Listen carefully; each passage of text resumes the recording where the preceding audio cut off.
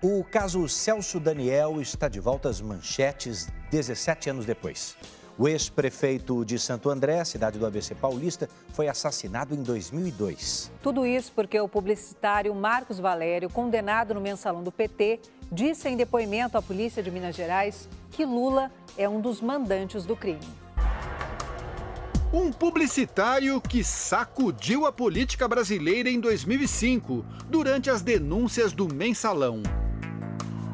Marcos Valério foi condenado a mais de 50 anos de prisão por pagar propina a parlamentares que compunham a base de apoio do governo do ex-presidente Lula.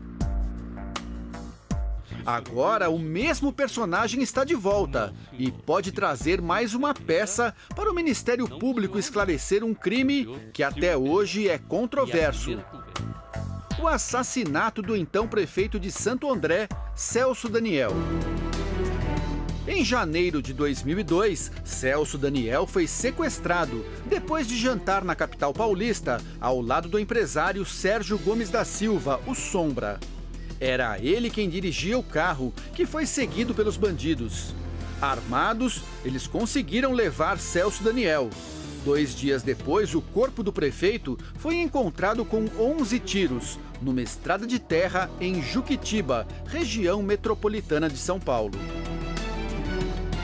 Celso Daniel era uma figura importante no partido e seria o coordenador da campanha do PT na eleição de 2002.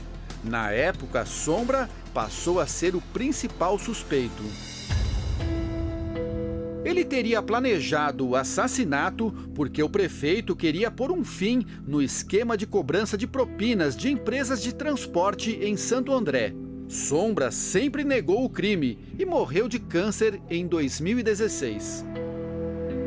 A polícia concluiu a investigação como crime comum e apontou como responsável uma quadrilha da região especializada em sequestros. A família de Celso Daniel nunca acreditou nessa versão. Um crime de mando, planejado, de uma espécie de máfia que se instalou na prefeitura. E aí isso precisa ser investigado. O Ministério Público de São Paulo reabriu no ano passado a investigação sobre a morte de Celso Daniel. Os promotores nunca concordaram com a tese da polícia de que o assassinato do prefeito foi um crime comum de sequestro.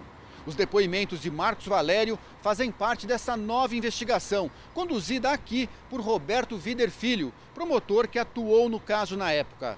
O processo corre em segredo de justiça.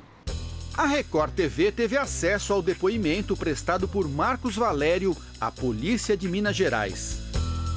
Valério disse que em reunião com João Paulo Cunha, então presidente da Câmara dos Deputados, tomou conhecimento da profundidade e da extensão das ameaças ao então presidente Lula, ao ministro José Dirceu e a Gilberto Carvalho. O deputado professor Luizinho havia relatado detalhes sobre a morte de Celso Daniel e a existência de um dossiê sobre as arrecadações ilícitas que eram feitas pelo Partido dos Trabalhadores na Prefeitura de Santo André.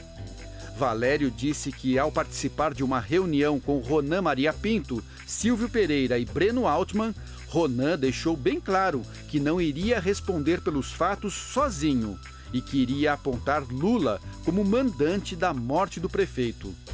Marcos Valério disse ainda que, após 2005, Lula indicou seu homem de confiança, Paulo Okamoto, para intermediar um diálogo e que, durante uma discussão, Okamoto o ameaçou, dizendo que havia muitas pessoas no PT que desejavam que fosse feito com ele o mesmo que fizeram com Celso Daniel. E que esse incidente deixou claro que havia um envolvimento da cúpula do PT e do presidente Lula na morte do prefeito. Em 2016, Marcos Valério já tinha falado sobre o caso Celso Daniel em depoimento à Justiça Federal do Paraná. Ele revelou a conversa que teve com o então secretário-geral do PT, Silvio Pereira, a respeito da suposta chantagem que Ronan Maria Pinto estava fazendo à cúpula do PT. O termo certo é chantagem mesmo. Mas o senhor ouviu isso do senhor Silvio Pereira ou deles? Não, senhor. Ouvi do senhor Silvio Pereira, não do senhor Ronan, do senhor Silvio Pereira. E a primeira conversa dentro do Sofitel Hotel, na lanchonete do lado de fora, foi explícito isso, que os ministros José Disseu, o presidente Lula e o senhor Gilberto Carvalho estavam sendo chantageados. O empresário Ronan Maria Pinto foi preso em 2017 pelo envolvimento no esquema de corrupção do setor de transportes de Santo André. Marcos Valério falou também sobre o contrato de empréstimo assinado entre o Grupo Chaim e José Carlos Bunlai, amigo do ex-presidente Lula. O dinheiro seria para pagar Ronan Maria Pinto, que logo depois comprou o jornal Diário do Grande ABC. Valério disse que tinha medo de falar sobre o assunto por causa da periculosidade dos envolvidos no caso. Nas suas palavras, o senhor foi ver quem era Ronan Maria Pinto, correto? Sim, senhor. O que aconteceu? Como é que se descobriu quem era Ronan Maria Pinto? O que o senhor fez para descobrir quem era Ronan Maria Pinto? Excelência, o que eu descobri é muito sério e eu não queria me envolver. E vou pedir para não responder essa pergunta. Por quê? Porque é um assunto muito grave e eu não quero correr risco. O advogado de Ronan Maria Pinto disse que as declarações de Marcos Valério são falsas. Uma tentativa desesperada de conseguir uma colaboração premiada a qualquer custo e com qualquer informação, mesmo que não esteja sustentada por uma prova documental ou outras testemunhas que sustente. Em nota, o PT também afirmou que Marcos Valério mente.